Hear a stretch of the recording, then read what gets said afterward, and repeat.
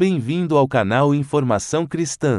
O nosso desejo é que você seja abençoado, e que se possível nos abençoe também, se inscrevendo, dando um like, e compartilhando com mais pessoas, para que essas mensagens alcancem o maior número de vidas.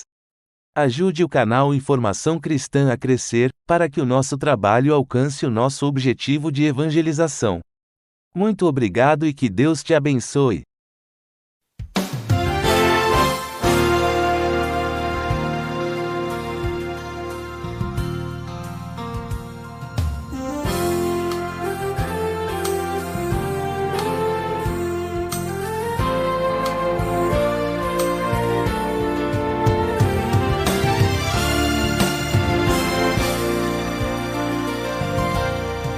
Vivemos em uma sociedade profundamente influenciada pelo pós-modernismo. Estamos na era das muitas ideias, conceitos e valores. Como viver em família nesta era? Como criar filhos nesta época, quando parece que eles é que sabem de tudo? O Encontro com a Palavra está apresentando a série Família. Vamos ao programa de hoje com o pastor Edson Bruno.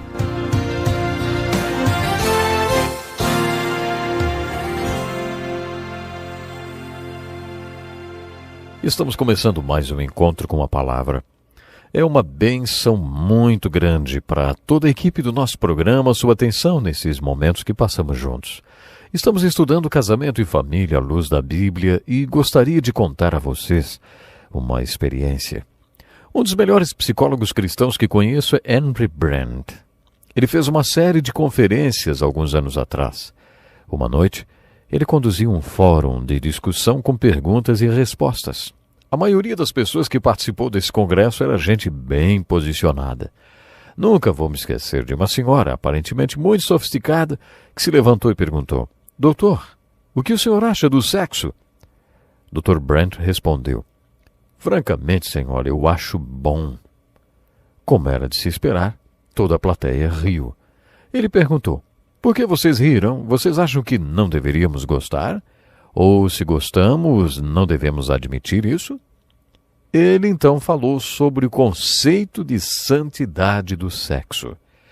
Hoje continuaremos a falar sobre sexo, que é o quinto elo da unidade do casamento. O primeiro elo que estudamos foi o da comunicação, que é a ferramenta que mantém a unidade do casal. O elo que vem a seguir é o da compatibilidade, que, como já dissemos, é a evidência da unidade. Focalizamos bem de perto esse assunto. O elo do meio é a dinâmica da unidade, o amor ágape. E o que vem a seguir é o da compreensão, que, como já vimos, corresponde ao crescimento da unidade. Falamos sobre compreensão em 9 programas. Esse assunto é muito importante. No programa de hoje, ainda dentro do assunto compreensão, continuaremos a falar sobre sexo.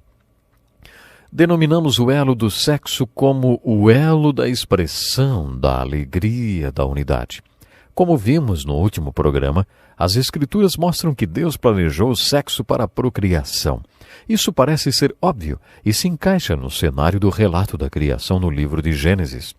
O sexo é parte vital do plano de Deus para povoar a terra. Isso também se aplica ao mundo animal. Mas há muita coisa no relacionamento físico entre o homem e a mulher que vai além da simples copulação e coabitação existentes no mundo animal. Também já vimos nas Escrituras que o sexo, além de ter sido projetado para a procriação, também é uma forma de expressão. O plano de Deus, quando uniu um homem e uma mulher através do sexo, quando criou o macho e a fêmea, foi que eles se expressassem através do ato sexual. Se você estudar o mundo animal, vai observar que o homem e a mulher são os únicos seres que durante o ato sexual olham um para o outro.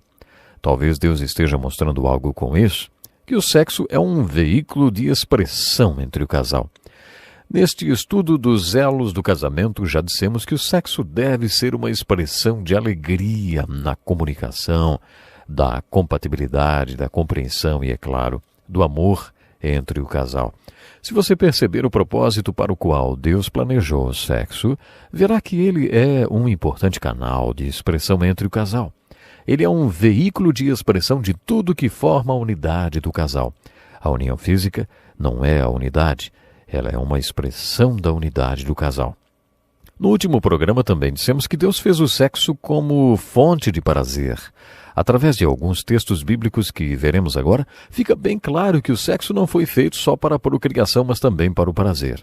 Se não fosse assim, não teríamos o texto de Deuteronômio 24, versículo 5, que diz que quando um homem se casasse, deveria tirar 1 ano de férias para dedicar-se a proporcionar prazer à sua mulher e a fazê-la feliz.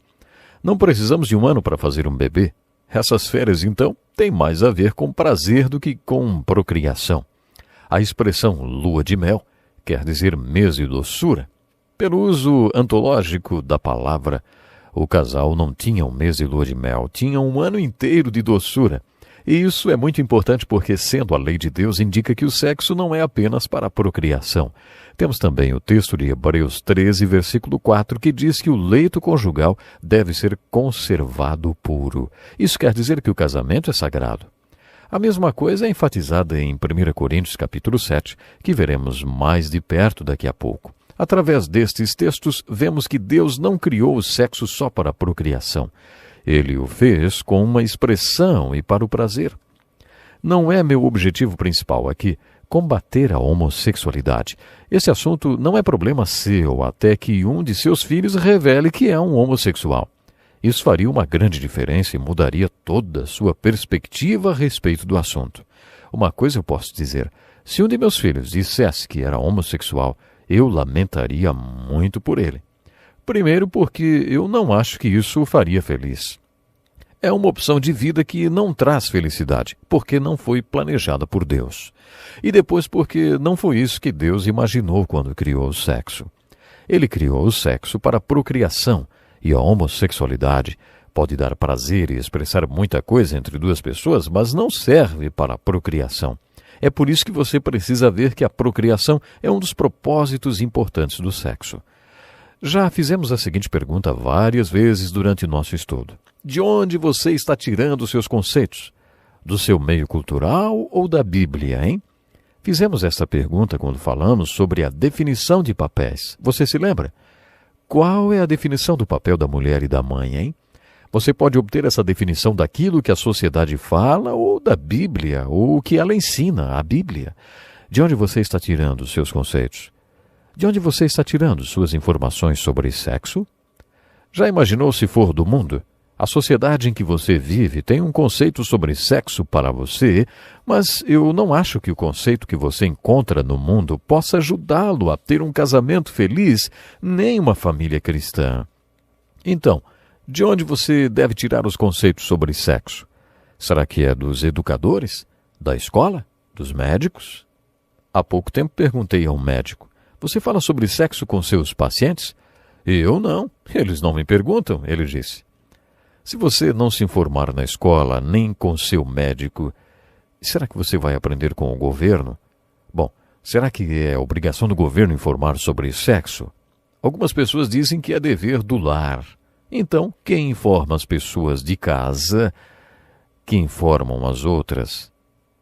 Bom, temos uma coisa séria aí, né?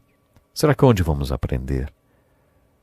Um dos nossos pastores falou certa vez: as 2 áreas mais importantes da vida de um homem são o trabalho e a vida sexual. Só que a igreja não fala nem de uma nem de outra área. Eu tenho pensado nisso ultimamente e cheguei a uma conclusão: se a igreja não informar, ninguém fará.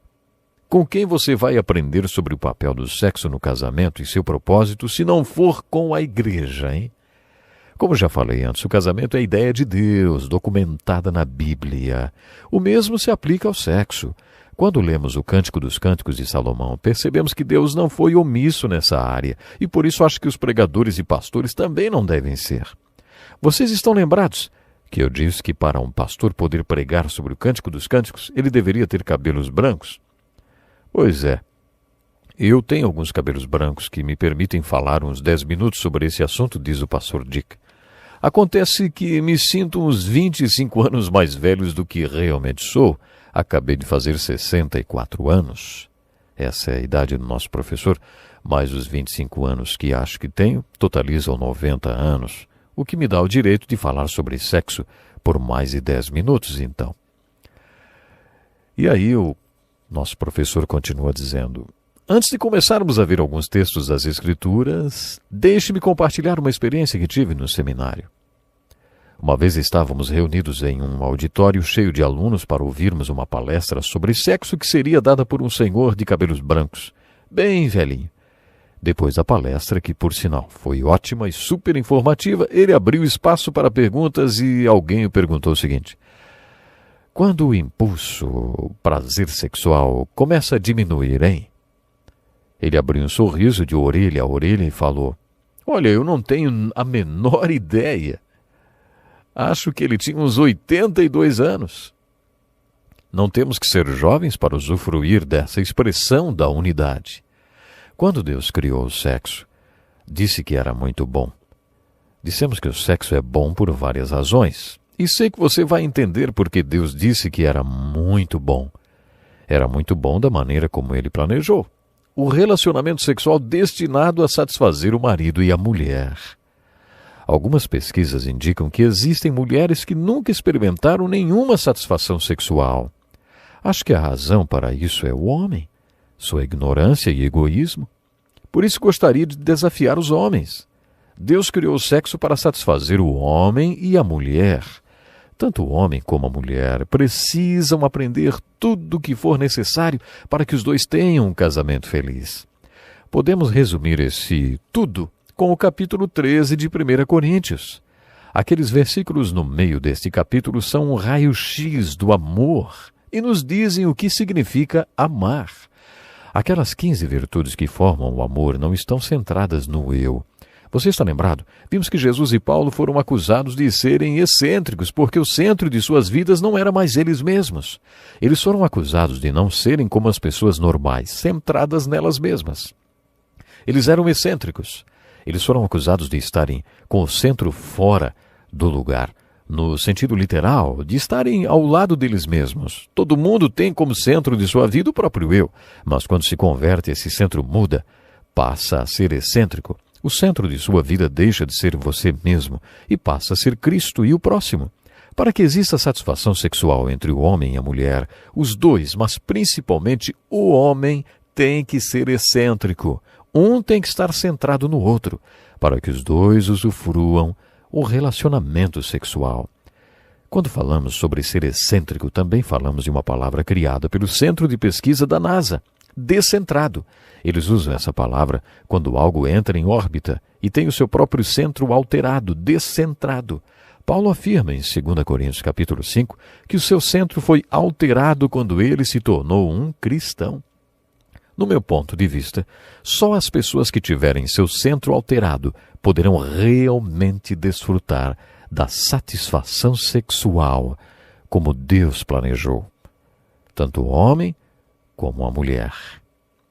Para que isso aconteça, marido e mulher precisam se comunicar e se entender. É uma pena, mas temos que parar por aqui hoje. O nosso tempo acabou. Minha oração é que Deus possa lhe abençoar grandemente, você homem, mulher, que acompanha o nosso programa, que você possa ter grandes conquistas, grandes vitórias. Nós acreditamos nisso. Até o nosso próximo programa e que Deus lhe abençoe.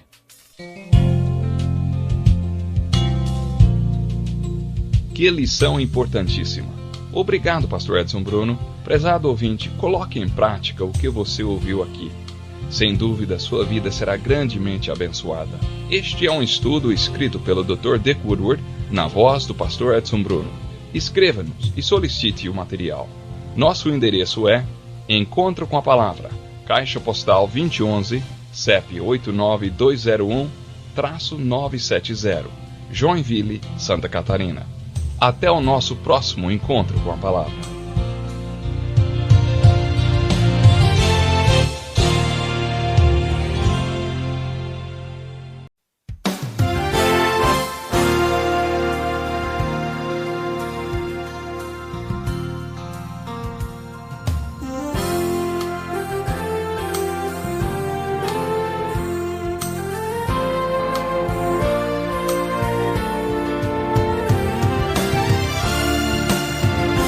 Você sabia que os pais são os sacerdotes do lar?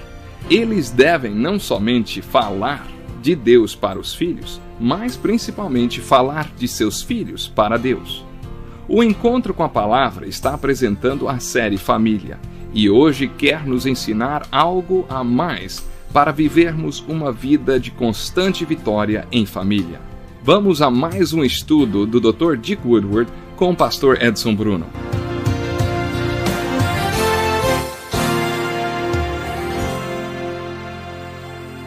Este é o Encontro com a Palavra, um programa que tem levado milhares de pessoas em todo o mundo a caminharem pela Bíblia toda.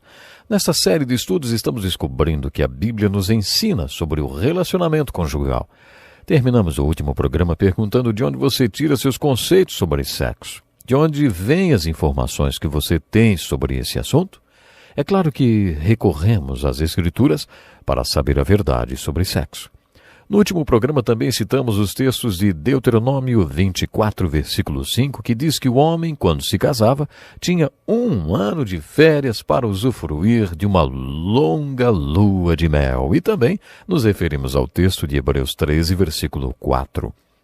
Esses dois textos indicam que o sexo não visa apenas a procriação. Agora vamos rever o capítulo do casamento.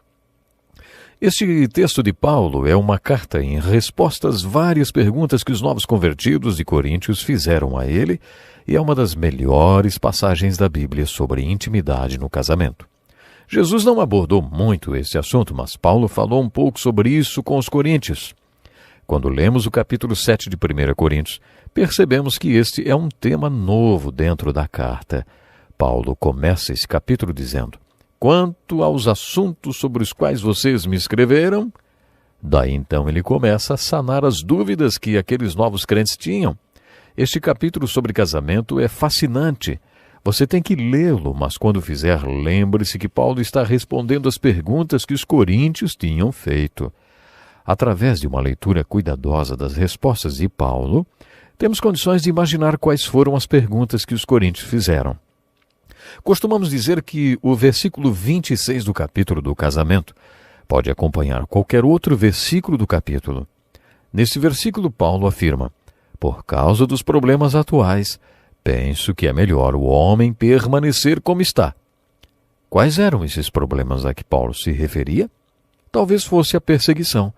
Nos primeiros 300 anos da história da igreja, os cristãos sofreram ameaça constante de perseguição. Por isso é fácil concluir que, se os homens estavam sendo perseguidos, sendo jogados para os leões, e seria muito mais difícil se fossem casados e tivessem filhos. Você pode até suportar o seu próprio sofrimento, mas o que poderia acontecer aos seus filhos e à sua mulher? Isso seria insuportável. Aquelas pessoas tinham escrito para Paulo no meio desse tipo de problema. Por isso todo o capítulo deve ser lido sob essa perspectiva. Eles fizeram perguntas do tipo: os jovens de hoje devem se casar como costumávamos fazer em situação normal? E Paulo respondeu: não. Ele diz várias vezes nesse capítulo: cada um deve permanecer na condição em que foi chamado. Então eles perguntaram: bom, aqueles jovens que decidirem permanecer solteiros podem ter algum contato físico? E Paulo diz: não. Mas se não conseguem controlar-se, devem casar-se, pois é melhor casar-se do que ficar ardendo de desejo. Essa é a palavra de Paulo. Diante dos problemas que enfrentavam, Paulo diz que era melhor não casar, e se não se casassem, não deveriam ter nenhuma atividade sexual. De acordo com o texto, eles então devem ter perguntado: e aqueles que já estão casados, hein? Eles podem ter uma vida sexual normal? Para essa pergunta, Paulo respondeu: agora, respondendo à pergunta que vocês me fizeram em sua carta, primeiro, é bom ter relações sexuais? Claro que é, mas só dentro de um certo contexto, ele diz. É bom que o homem tenha uma mulher e que a mulher tenha um marido. Os impulsos sexuais são fortes, mas o casamento é forte o suficiente para lidar com esses impulsos e proporcionar equilíbrio e satisfação sexual dentro do mundo problemático em que vivemos. O leito matrimonial deve ser um lugar de mutualidade. O marido buscando a satisfação da mulher e a mulher a satisfação do seu marido. O casamento não é um lugar para buscar os seus próprios direitos. O casamento é uma decisão de um servir ao outro, quer na cama ou fora dela. A abstinência sexual é permitida por um certo período, se os dois estiverem de acordo, visando oração e jejum, mas apenas por um período de tempo. Depois devem se unir novamente. Quando menos esperamos, Satanás usa sua astúcia para nos tentar. No entanto, não estou dizendo que essa abstinência é um mandamento. Estou aconselhando e vocês podem seguir ou não o meu conselho. Que conselho incrível de Paulo, não? Esse é um conselho precioso para o casal evangélico. Gosto muito da palavra mutualidade. A palavra-chave na vida sexual de um casal cristão não é o que é certo ou errado. A palavra-chave é mutualidade. O que é mutualidade? Sempre que falamos sobre a intimidade dentro do casamento, com pessoas que estão casadas há muito tempo, surgem muitas dúvidas. Os casais se perguntam se tem alguma coisa errada com eles. Será que existe algo de errado entre nós? Acho que se houver mutualidade, não haverá nada de errado entre o casal. Não haverá nada de errado se houver prazer mútuo. A mutualidade é muito importante. As pessoas fazem perguntas a respeito da frequência, da média, mas a palavra-chave não é frequência nem média. A palavra-chave é mutualidade. Observe que Paulo diz que essa abstinência deve ser com mútuo consentimento. Isso é muito importante. É uma decisão. O casamento é uma decisão e Paulo está falando sobre a área sexual do casamento. Proporcionar prazer ao parceiro é uma decisão na cama ou fora dela. Você percebe? Aquilo que você aprende na cama também se aplica em todo o seu relacionamento. Infelizmente existem essas ideias românticas e irreais. Muitas vezes as pessoas dizem que se apaixonaram logo de cara. Parece que se trombaram na rua e se apaixonaram. Logo a pessoa começa a sentir os efeitos dessa trombada e quer se livrar dos hematomas. Eu já até perdi a conta de quantos casais atendi que começavam a consulta dizendo: "Eu não o amo mais". Está vendo? As pessoas se desapaixonam do mesmo jeito que se apaixonam. Não existe segurança nem estabilidade. Só que amar não é uma questão de estar ou não apaixonado, é uma questão de decisão. É um compromisso. Você toma a decisão e assume o compromisso de amar alguém. É claro que isso implica em um relacionamento físico também. Por isso envolve mutualidade, decisão e incondicionalidade. Gosto muito desse conceito contido no texto de Paulo, de que o casamento não é um lugar de buscar seus direitos. Devemos nos lembrar que isso se aplica ao casamento. Agora, junte esse capítulo do casamento com o texto de 1 Coríntios 13, versículos de 4 a 7, e aplique as virtudes deste texto ao contexto do casamento. Você descobrirá como é possível fazer essa aplicação e que isso vai ajudar muito o seu relacionamento conjugal. Não procura seus interesses. É o verdadeiro amor. O casal cristão deve estar comprometido com o bem-estar do seu parceiro. Para mim, essa dinâmica é responsável pela manutenção ou pela sua ruína do relacionamento sexual.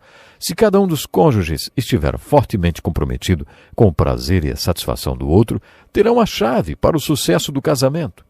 E se eles não tiverem esse comprometimento, vão enfrentar problemas. Esse é o conceito que está expresso nesse texto de Paulo.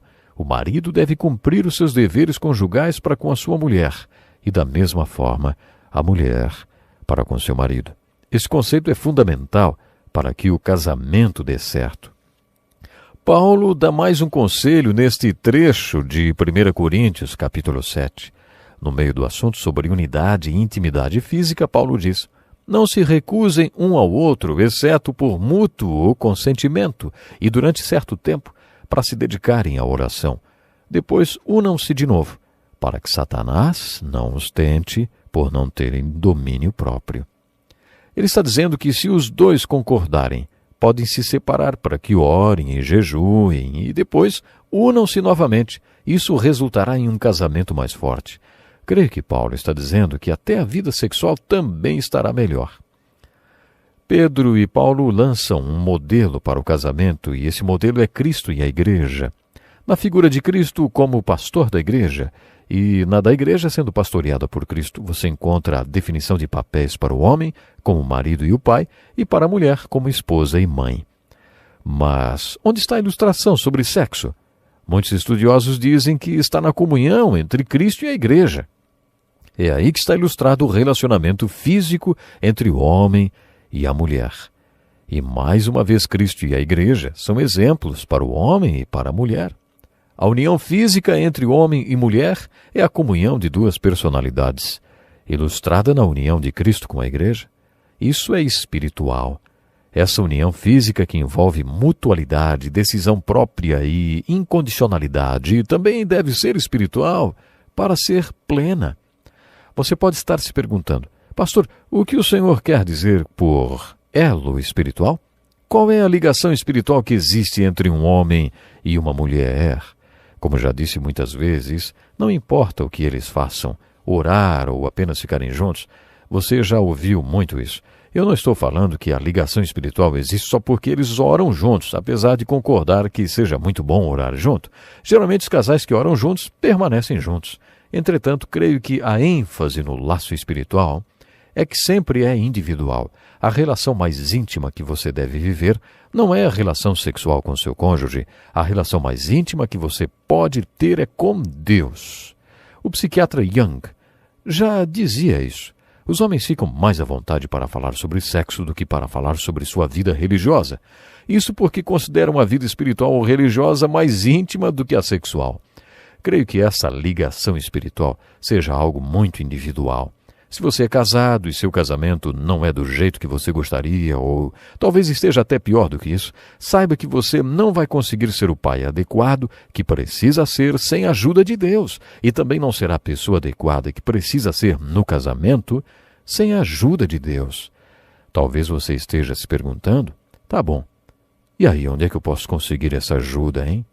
Preste atenção no que quero lhe dizer agora já, caminhando para o final do nosso programa, infelizmente, mas a dimensão mais importante da nossa vida é a espiritual.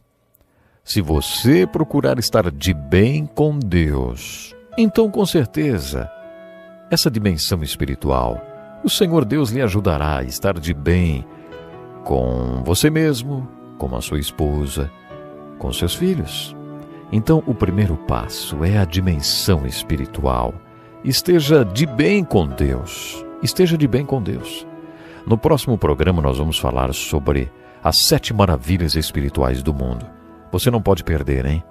Até lá então, Deus lhe abençoe.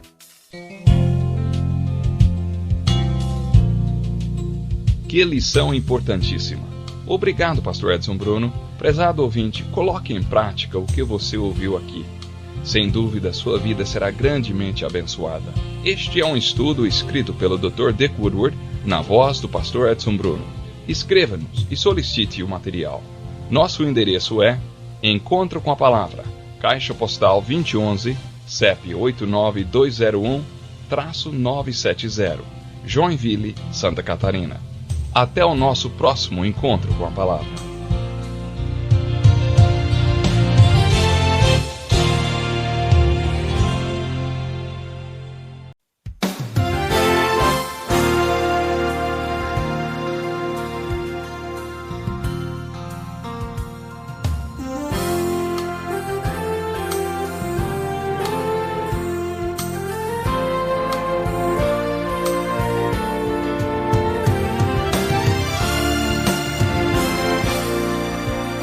Infelizmente, muitos lares em nossos dias têm se transformado em verdadeiros campos de batalha.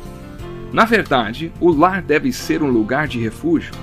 E é isso que estamos apresentando no Encontro com a Palavra. Fique atento a mais um estudo que o Ministério Cooperativo Internacional leva a você. Com vocês, pastor Edson Bruno.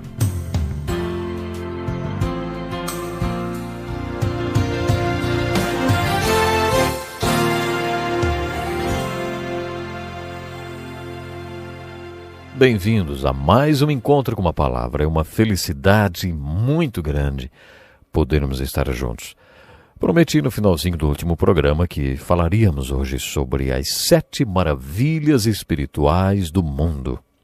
Usamos a expressão maravilhas espirituais porque não estamos falando sobre maravilhas naturais, nem modernas, nem antigas. A dimensão espiritual da nossa vida é a mais importante de todas. A primeira maravilha maior plano do mundo.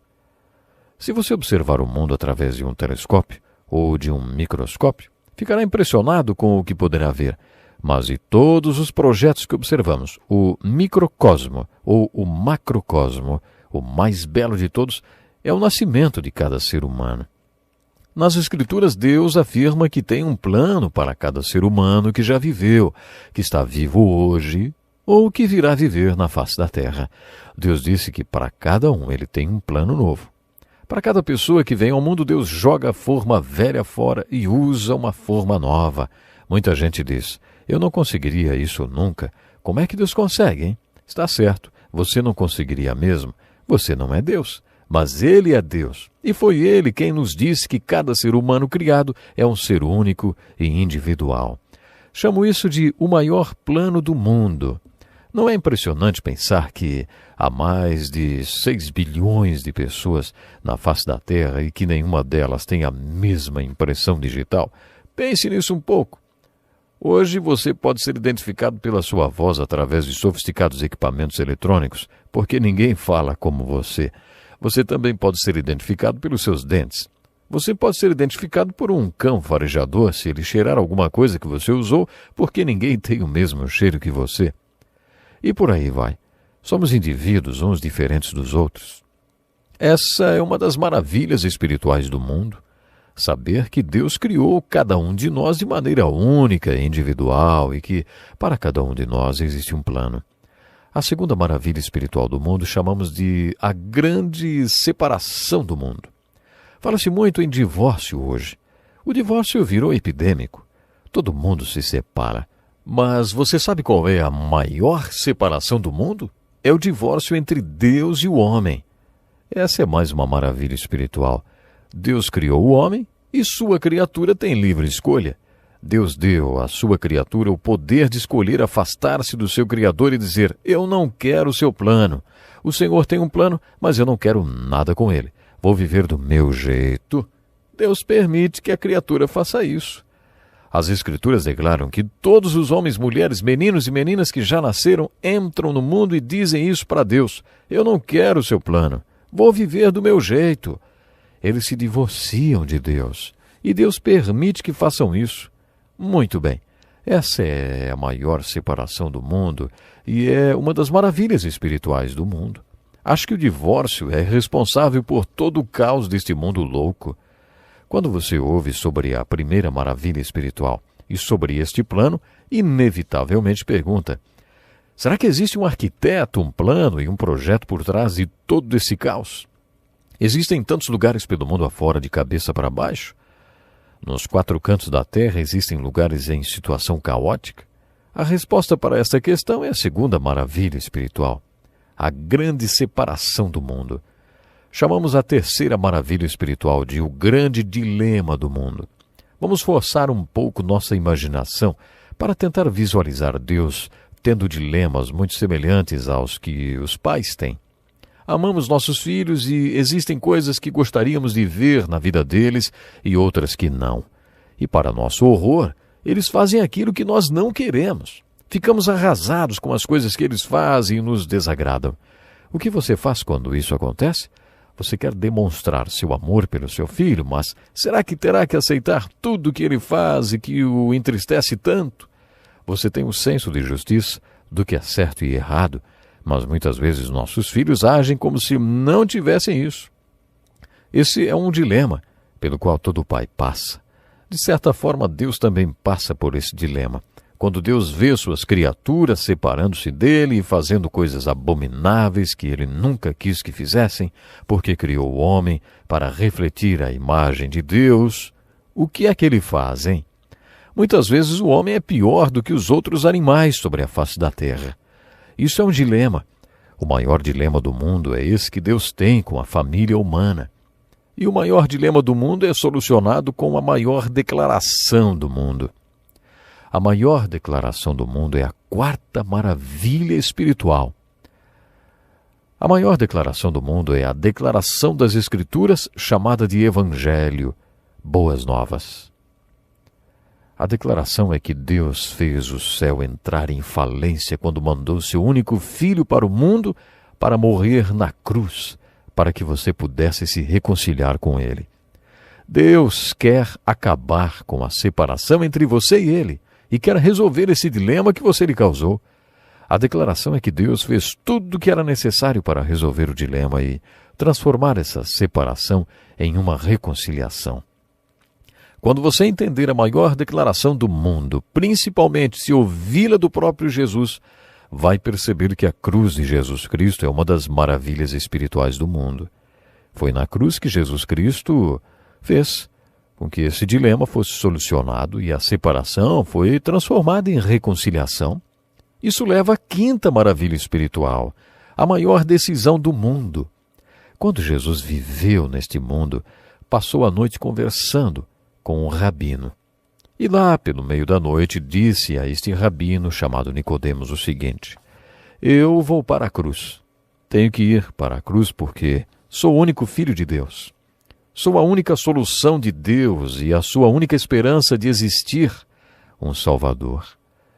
Quando eu for levantado na cruz, se você crer nisso, não será condenado. Mas se não crer, será condenado. Com isso, Jesus passou a bola para nós. Quando Jesus falou para Nicodemos tudo aquilo que está descrito no capítulo 3 do Evangelho de João, era como se ele estivesse dizendo: eu vou fazer tudo o que é necessário para solucionar o dilema e transformar a separação em reconciliação. Mas só vai funcionar com o contrato que eu assinei com sangue se você assiná-lo com fé.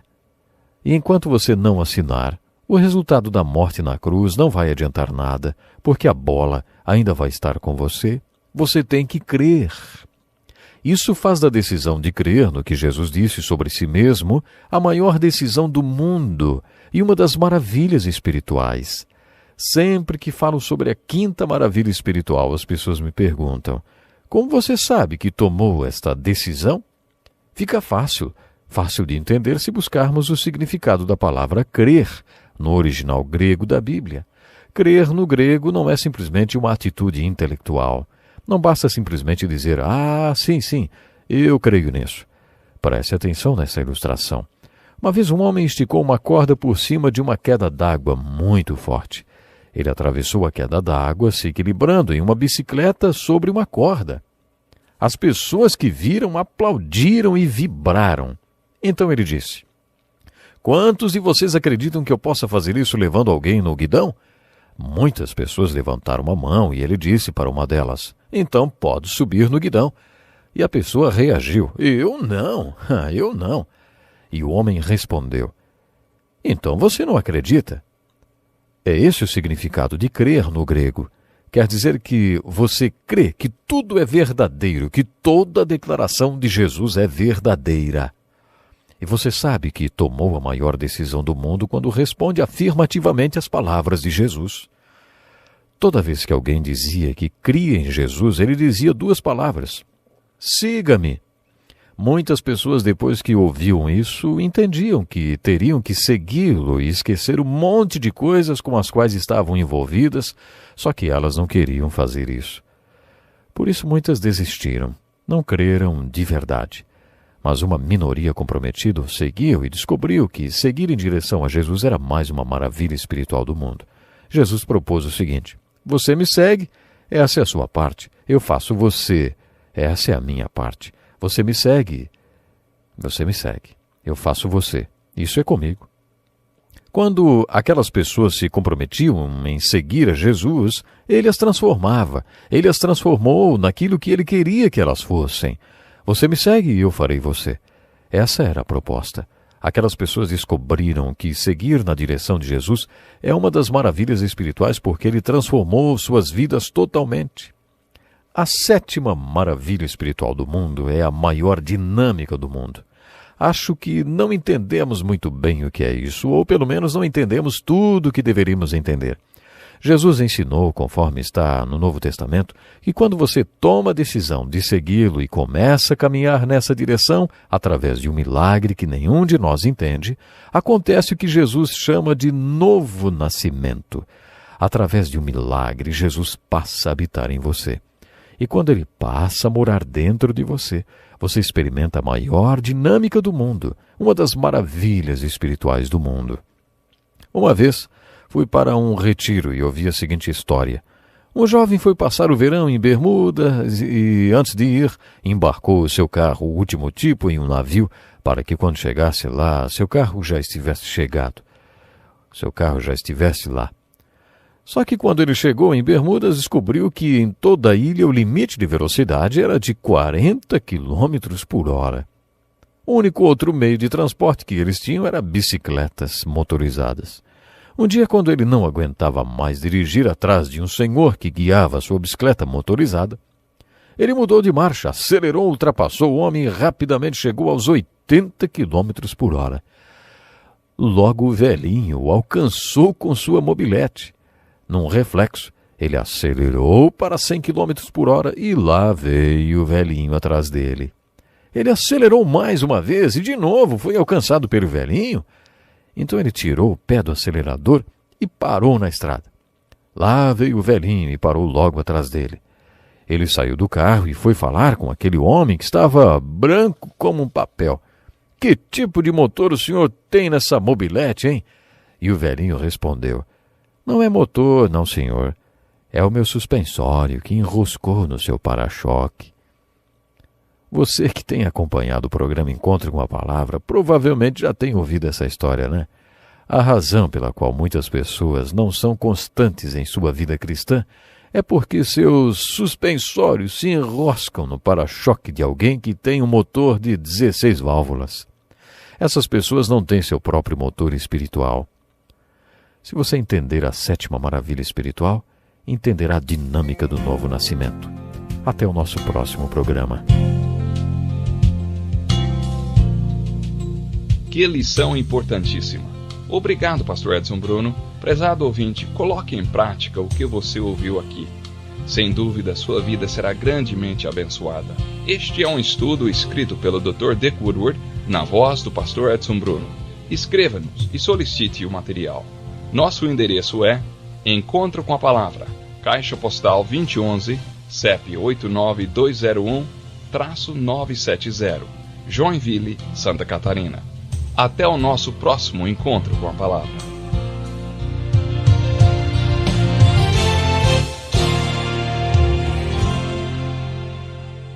Obrigado por ter assistido um vídeo do nosso canal Informação Cristã. Esperamos que ele tenha edificado a sua vida e também da sua família. Pedimos que por favor se inscreva no nosso canal, dê um like e compartilhe esse vídeo para o maior número de pessoas, para que elas também sejam edificadas e alcançadas pela palavra do nosso Deus. Que Deus te abençoe e até o próximo vídeo.